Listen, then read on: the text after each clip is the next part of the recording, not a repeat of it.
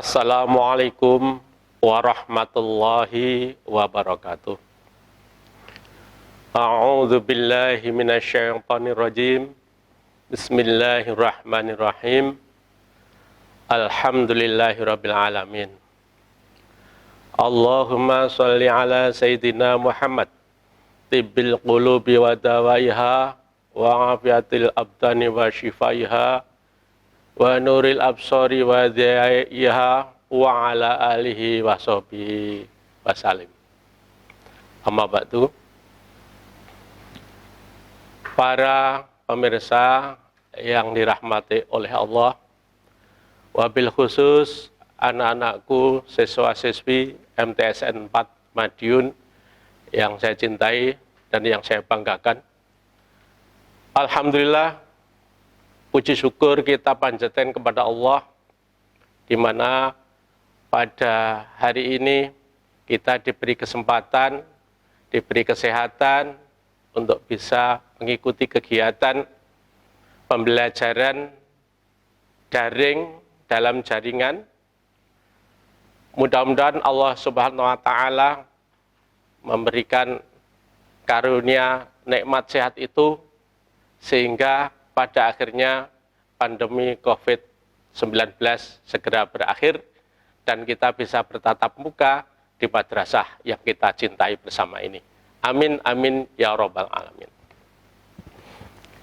Para pemirsa, juga anak-anakku sekalian yang dirahmati oleh Allah, pada kesempatan ini Bapak akan menyampaikan materi, yaitu fadilah membaca kitab suci Al-Quran setiap hari.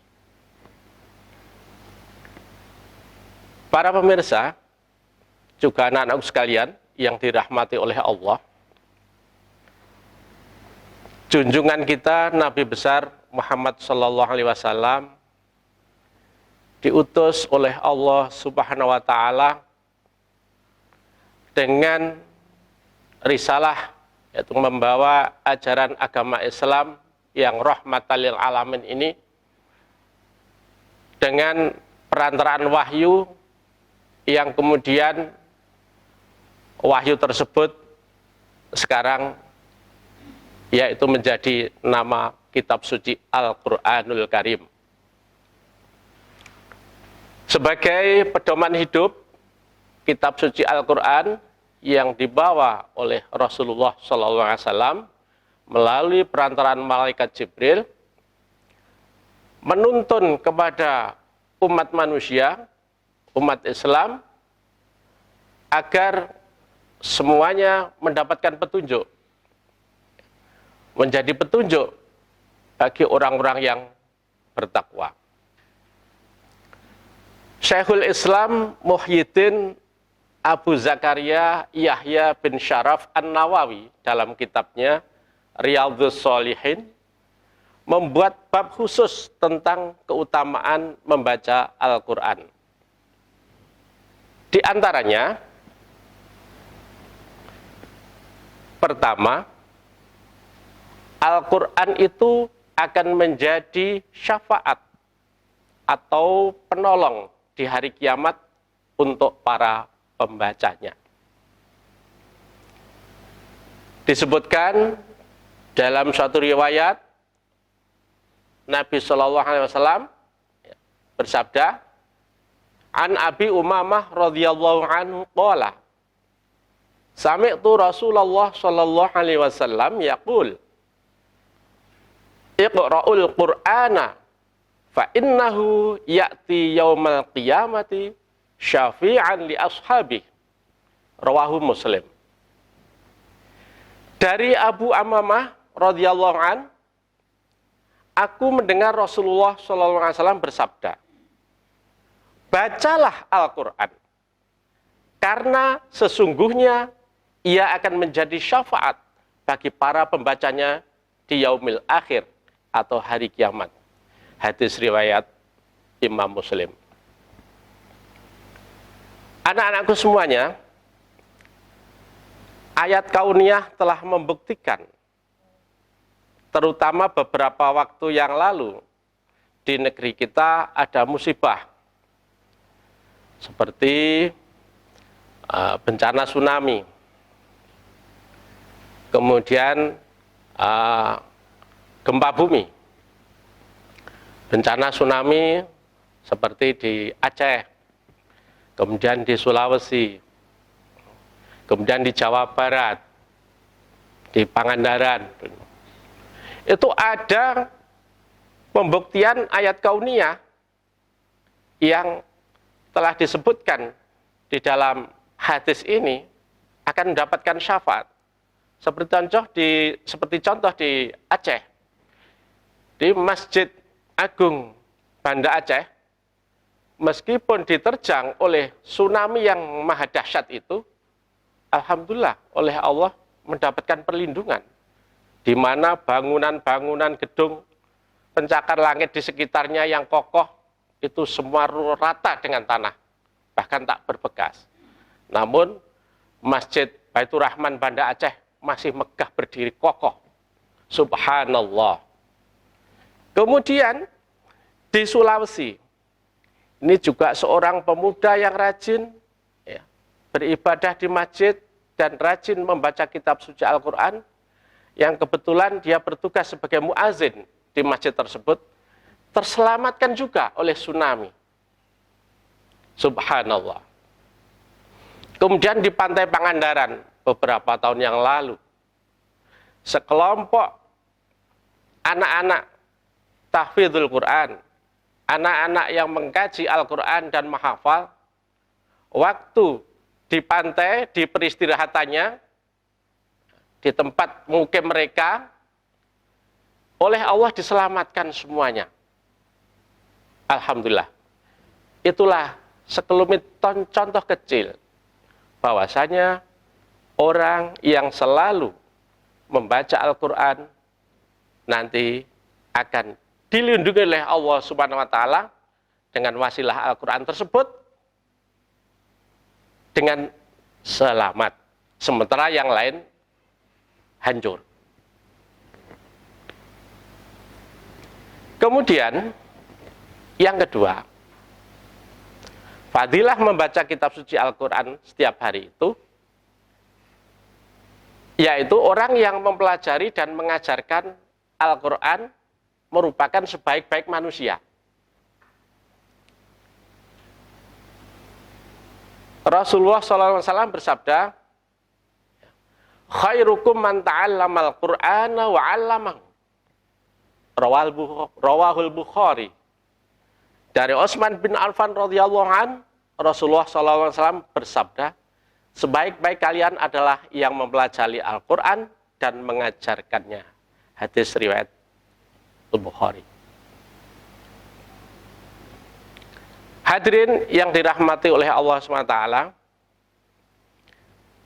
pada saat ini di madrasah juga mengajarkan kitab suci Al-Quran, di sekolah juga diajarkan kitab suci Al-Quran, di kampus-kampus juga dibelajarkan kitab suci Al-Quran, di surau, di masjid, taman pendidikan Al-Quran,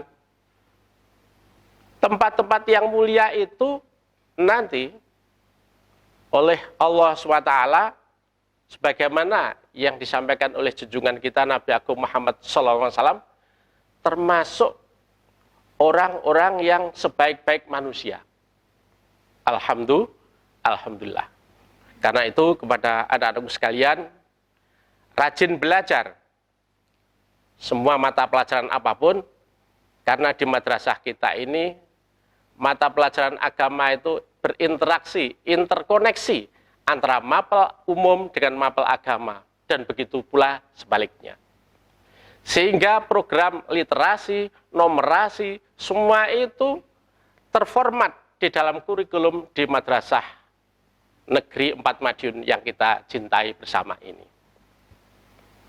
Karena itu, dengan semangat motivasi dari junjungan Rasulullah Muhammad SAW ini, mari kita rajin belajar untuk mengkaji ayat-ayat Allah, ayat-ayat qauliyah maupun ayat-ayat kauniyah yang ada di alam raya ini. Yang ketiga, fadilah membaca kitab suci Al-Quran setiap hari, yaitu untuk orang-orang yang mahir membaca kitab suci Al-Quran, maka kelak ia akan bersama para malaikatnya. Sebagaimana dinyatakan, disabdakan oleh junjungan kita Nabi Agung Muhammad SAW, alladzi yaqra'ul Qur'an wa huwa mahirun bihi ma'asyafarah ma'asyafaratul kiram al-bararah, muttafaqun alaih. Orang yang baca Al-Quran dan ia mahir membacanya, maka kelak ia akan bersama para malaikat yang mulia, lagi taat kepada Allah. Hadis riwayat Bukhari, Muslim. Jadi mereka-mereka yang melantunkan ayat-ayat suci Al-Quran, kalam ilahi ini dengan baik, digolongkan ya, nanti bersama-sama para malaikatnya. Semoga kita semuanya ahli Quran, ahli thalabul ilmi, sehingga kita termasuk golongan orang-orang yang dimuliakan oleh Allah Subhanahu wa Ta'ala. Kemudian fadilah yang keempat, untuk mereka yang belum lancar di dalam membaca Al-Quran dan menghatamkan Al-Quran, tidak boleh bersedih, sebab Allah tetap memberikan 2 pahala. Walladzi yaqra'ul Qur'an wa yatata'u fihi wa huwa 'alaihi syaqun lahu ajron, muttafaqun alaih. Rasulullah SAW bersabda, dan orang yang membaca Al-Quran sedang ia masih terbata-bata, wa yatata'u, terbata-bata, lagi berat di dalam membacanya, maka ia akan mendapatkan 2 pahala. Hadis riwayat Bukhari, Muslim. Begitu banyak kemurahan Allah Subhanahu wa Ta'ala kepada umatnya, kepada hambanya. Makanya kita sudah selayaknya untuk senantiasa bersyukur kepada Allah. Karena setiap langkah mulia dalam kehidupan kita semuanya ini yang berniat untuk kebaikan, Allah akan memberikan suatu anugerah yang tiada disangka-sangka. Dalam hal ini, di dalam membaca Al-Quran meskipun masih terbata-bata, masih belajar, masih sulit, oleh Allah akan dimudahkan dan bahkan akan mendapatkan 2 pahala. Pahala pertama yaitu pahalanya orang yang menuntut ilmu. Karena orang menuntut ilmu itu dijamin oleh Allah Subhanahu wa Ta'ala. Man salaka thariqan yaltamisu fihi ilman sahalallahu thariqan bi ilal jannah. Barang siapa yang menuju kepada menuntut ilmu, maka Allah akan memudahkan jalan baginya menuju ke jalan surga. Alhamdulillah. Pahala yang kedua, setiap pembacaan kitab suci Al-Quran itu setiap hurufnya terdapat 10 hasanat. Jadi seandainya kita membaca 1000 huruf, tinggal kita mengalihkan 1000 huruf itu kali 10. Subhanallah. Begitu kemurahan Allah Subhanahu wa Ta'ala kepada umat manusia. Mudah-mudahan kita semuanya dimudahkan oleh Allah di dalam belajar kitab suci Al-Quran. Kita tetap semangat, meskipun masih dalam kondisi daring. Ya, belajar dalam jaringan ini, kita tidak bisa bertemu, namun kita tetap semangat. Ya, kita punya semangat di dalam belajar. Fadilah kelima, membaca kitab suci Al-Quran, bahwa Al-Quran itu dapat meningkatkan derajat kita di mata Allah Subhanahu wa Ta'ala.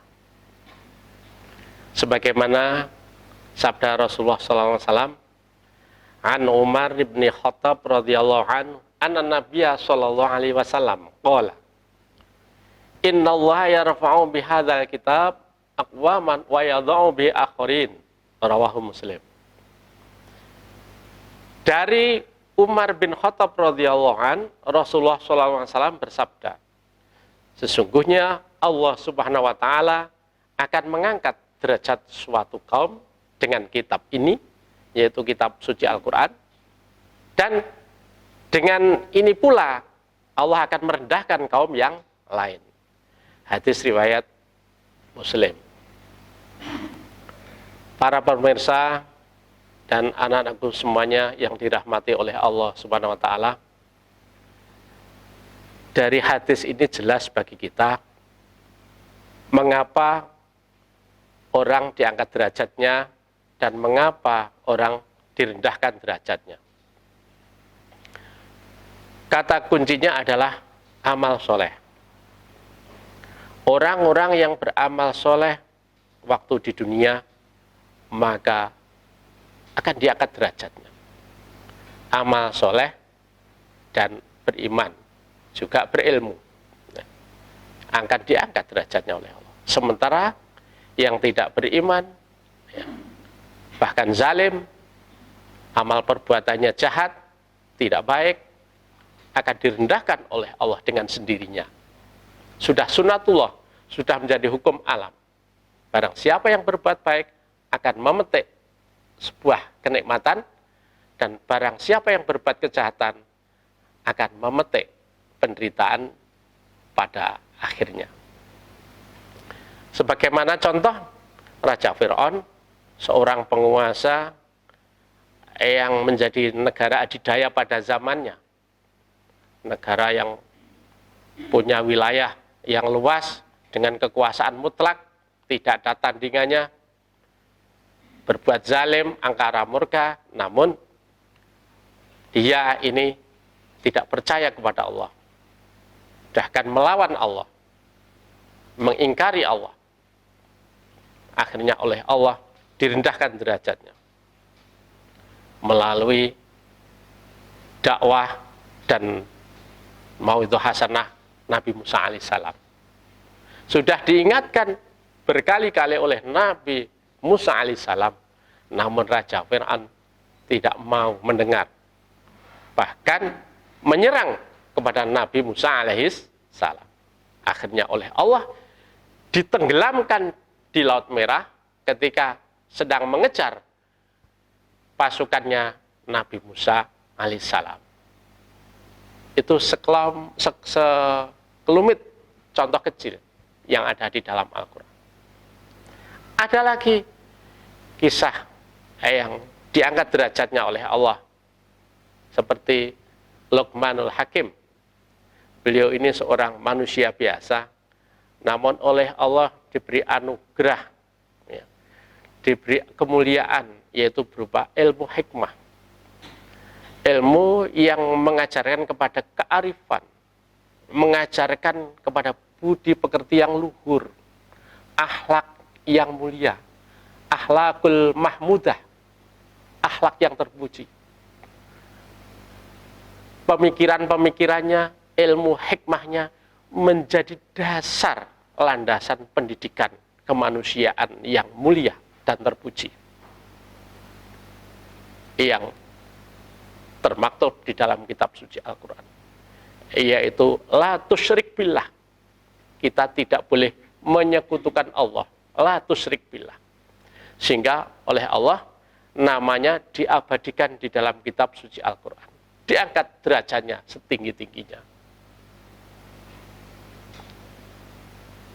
Itu sekedar contoh yang ada, masih banyak contoh-contoh yang lain di dalam kitab suci Al-Quran yang menceritakan kelompok kaum yang diangkat derajatnya dan yang direndahkan derajatnya. Semoga kita bersama ini senantiasa dapat perlindungan dari Allah senantiasa mendapatkan petunjuk dan bimbingannya, sehingga kita di dalam menjalani hidup ini senantiasa berjalan menuju jalan yang benar, menuju jalan yang lurus, jalan yang diridhoi oleh Allah Subhanahu wa taala.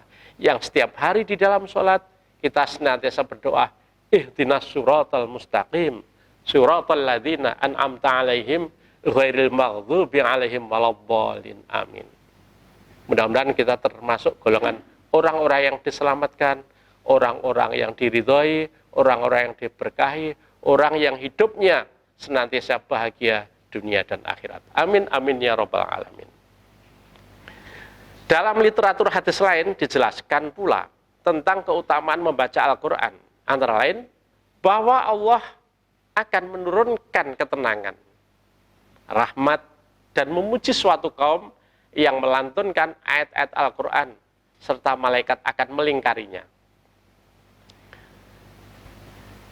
Yaitu diceritakan sesuai dengan sabda Rasulullah SAW, yang diriwayatkan dari Abu Hurairah radhiyallahu anhu, ia berkata, Rasulullah SAW bersabda, tidaklah suatu kaum berkumpul dalam salah satu rumah dari rumah-rumah Allah atau masjid atau di musola atau di rumah, ya, untuk membaca Al-Quran dan mempelajarinya, kecuali akan diturunkan kepada mereka ketenangan dan mereka dilingkupi rahmat Allah. Para malaikat akan mengelilingi mereka dan Allah akan menyebut-nyebut mereka di hadapan makhluknya yang berada di dekatnya, yaitu para malaikat. Hadis riwayat Muslim. Alhamdulillah wa syukurillah, para pemirsa juga anak-anakku sekalian yang dirahmati oleh Allah. Dari hadis ini bisa menjadi semangat bagi kita untuk selalu bersemangat, selalu sadar, selalu berikhtiar untuk senantiasa istiqomah membaca kitab suci Al-Quran. Karena semakin sering membaca kitab suci Al-Quran, maka ketenangan ini akan turun di dalam diri kita. Kalau di dalam keluarga yang rajin membaca Al-Quran, maka keluarga tersebut akan menjadi bahagia, akan menjadi keluarga yang sakinah, mawadah, warahmah. Kalau di suatu masyarakat mereka juga mencintai Al-Quran, maka masyarakat itu akan diberi ketenangan oleh Allah Subhanahu wa taala, akan diberi kemakmuran, akan diberi kesejahteraan. Dalam skup yang lebih luas lagi, di dalam suatu negara, seluruh rakyatnya takwa kepada Allah, senantiasa rajin baca kitab suci Al-Quran, maka di suatu negara itu akan tumbuh ketenangan, akan turun ketenangan.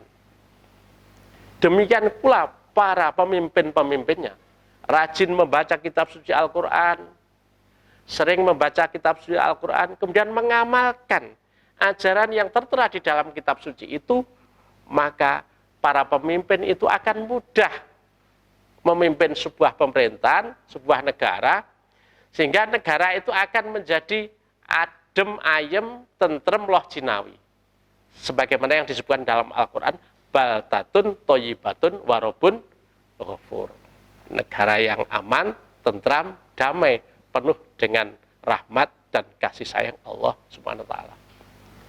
Semoga kita ya, di rumah, di dalam keluarga, ya, anak-anak semua, sehabis sholat maghrib, kita tetap ya membaca kitab suci Al-Quran. Kita tidak perlu keluar malam yang tidak memberi manfaat kepada kita bersama. Karena cita-cita kita masih panjang untuk menuju jalan yang benar, jalan yang diridhoi oleh Allah, sehingga kehidupan kita kelak akan menjadi generasi yang sukses.